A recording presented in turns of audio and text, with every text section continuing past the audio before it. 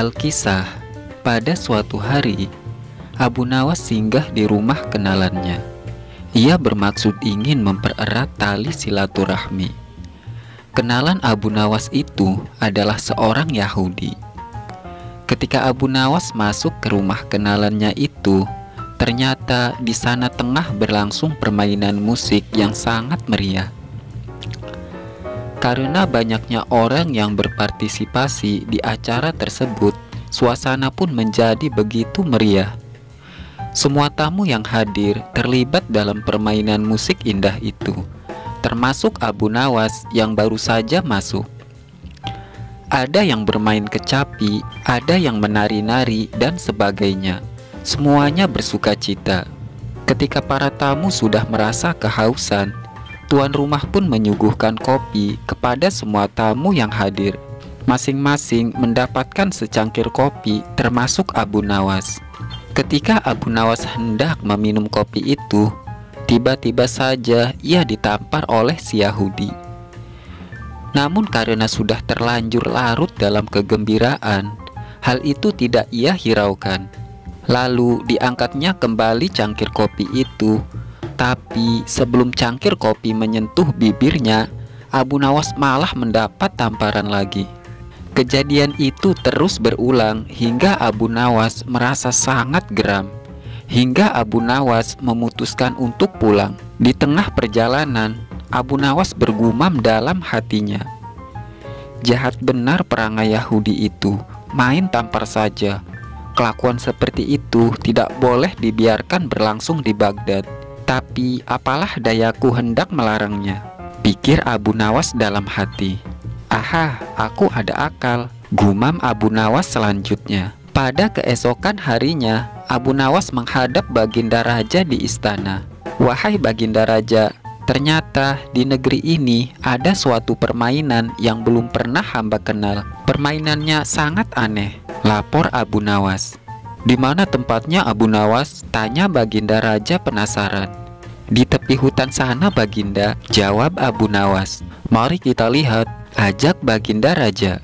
"Nanti malam kita pergi berdua saja, Baginda Raja. Dan Baginda harus memakai pakaian masyarakat biasa agar tidak terjadi kehebohan," ucap Abu Nawas.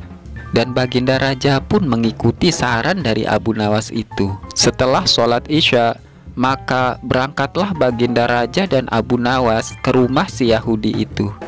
Ketika sampai di sana, kebetulan si Yahudi sedang asik bermain musik dengan teman-temannya seperti kemarin. Abu Nawas dan Baginda Raja pun dipersilahkan duduk oleh tuan rumah. Acara pun semakin meriah seperti kemarin, dan Baginda Raja diminta oleh Yahudi itu untuk menari. Namun Baginda Raja menolak sehingga ia dipaksa dan ditampar pipinya kanan kiri.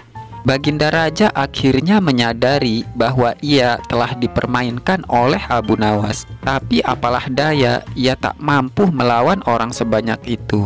Maka dengan terpaksa menarilah Baginda Raja sampai keringat bercucuran membasahi seluruh tubuhnya. Setelah lelah menari, barulah tuan rumah menyuguhkan kopi kepada semua tamu. Melihat hal itu, Abu Nawas meminta izin untuk keluar ruangan dengan alasan akan pergi ke kamar mandi untuk buang air kecil.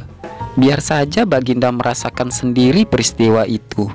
Karena salahnya sendiri tidak pernah mengetahui keadaan rakyatnya dan hanya percaya kepada laporan para menteri, pikir Abu Nawas dalam hati sembari meluncur pulang ke rumahnya.